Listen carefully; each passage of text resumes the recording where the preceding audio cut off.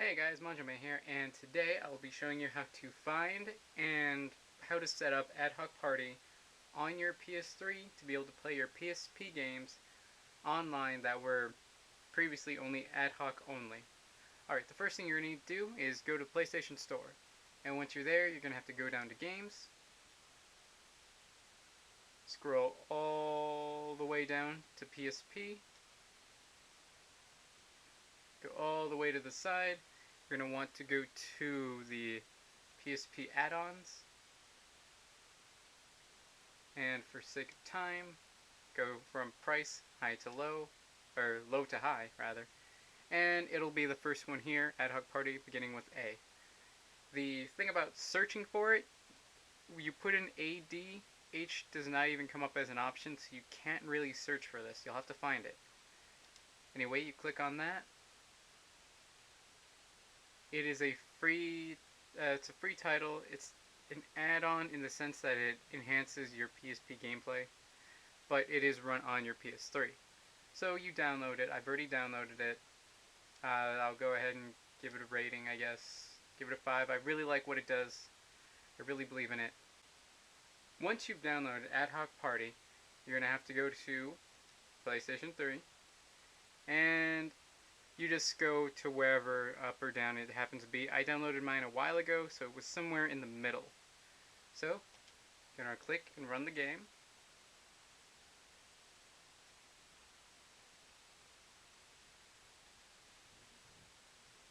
And it'll load, of course.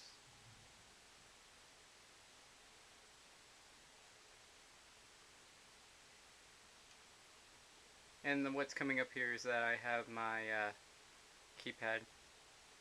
Okay, so now that we see Adhoc Party for PlayStation Portable running, we have the option to start, to enter a world screen, go to go to a lobby, search game, information.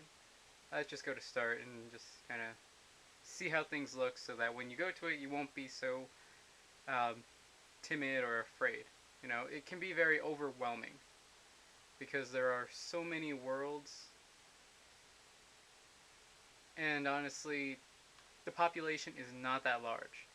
So, for example, you see here that a blue guy icon means there's very few people, maybe 2. If you go to the middle, if they're yellow, then there's a good deal more, but still not crazy amounts. Red means there are a lot of people. It is very populated. And you can't really tell, but most of this is blank except for 2 spaces right here. So we're going to go to World A. Oops.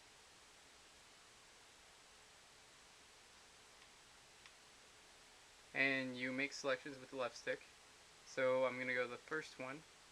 And there's one person in here. So we're going to go to his world. And again, you move this cursor with the left stick to move. You can move different places. And it looks like he has a room for Monster Hunter Freedom United, I think that's what it's called. So this community, I suppose, still exists and still is pretty active as far as there being someone at all times. Let's see. No comment has been entered. Okay. So this is what I'm going to show you as far as creating your own room. You're going to click with the cursor wherever you want to make it. Alright, you have the option to move here or to create room. We're going to create a room. Alright, so we have a lot of information that we need to put in. Change room name, and right now it defaults to your username, which you can do that, and that can be a way to find your friends.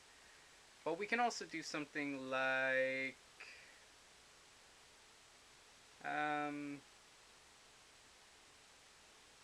Power Stone. We can put in Power Stone. Okay, add comment. Comment could be 1v1. Password settings, that would be more of a something that you might want to do if you end up having a lot of trolls, though this is not populated enough to where I think you really need to have a password setting. Voice chat, you can turn that on or off. It really doesn't matter at this stage in the game. Search settings, search on and off. And there's that. And finally, once you've gone through all that information, you can create 4-player room. And that's seems to be the maximum number that it'll create. And your little man builds a house and brings it up. Like a barn raising, as it were. And I don't have my audio on right now because it's currently hooked up to my other TV and for recording purposes that I'll be doing in the future. And now that you have your room set up, you see you have your little icon for your guy. You have a PSP symbol, which is dark, meaning you don't have a PSP connected right now. And on the right side, we have the chat. You can have chat going on right here, and I can add chat. Let's see, text chat, and we can put hello. And now that we see that my chat has come up in the chat room, and you can change the size of the chat depending on how small it is, how well you can see it, and how active chat is, so you aren't just big blobs of text just taking up the screen. And there's that. And then on the D-pad you have these little icons that make your guy make these sounds. Again, it's not currently the audio is not currently on, but we'll be getting to some of that stuff with what we aim to do.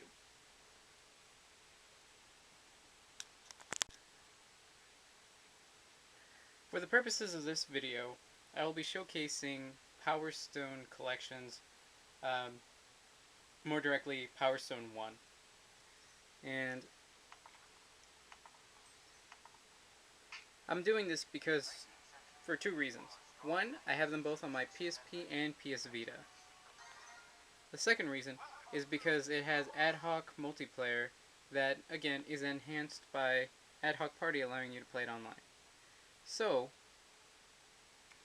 we will be going to Network, and of course that's going to load, and I have to put in my nickname. My nickname, I'm just going to put in Psp.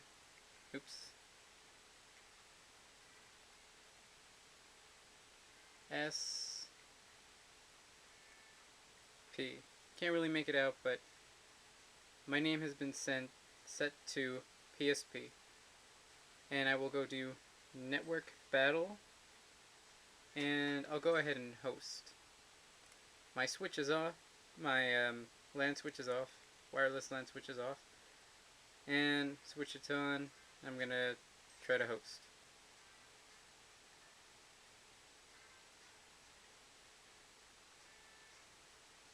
Alright, now you can see that the PSP icon is now white and lit up, meaning I'm connected from here, my PSP, to the PlayStation, and the PlayStation to the internet.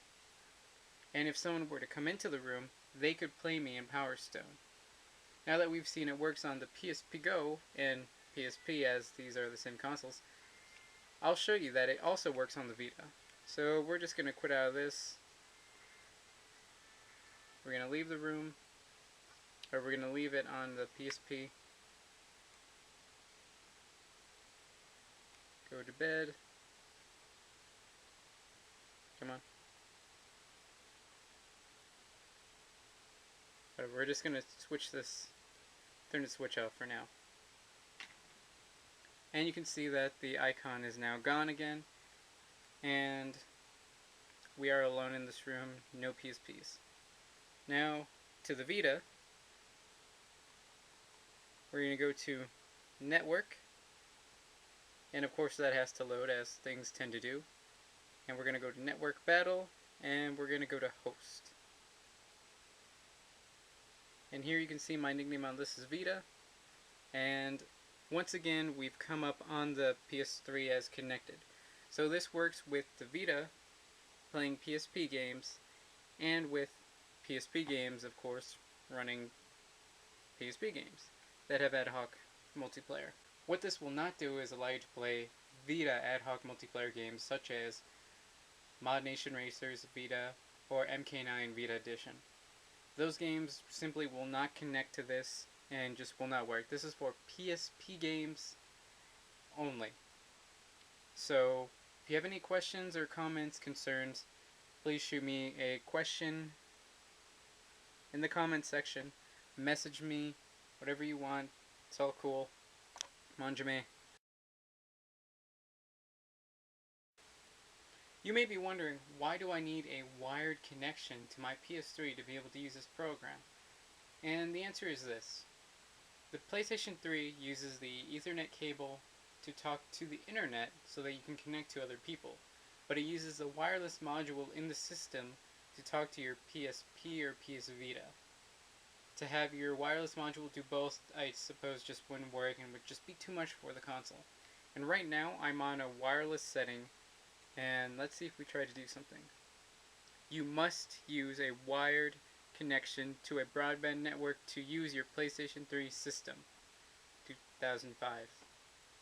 So it simply will not work. Even if you don't believe my reasoning, which I'm not even completely sure on, the fact is that the application won't even work without a wired connection.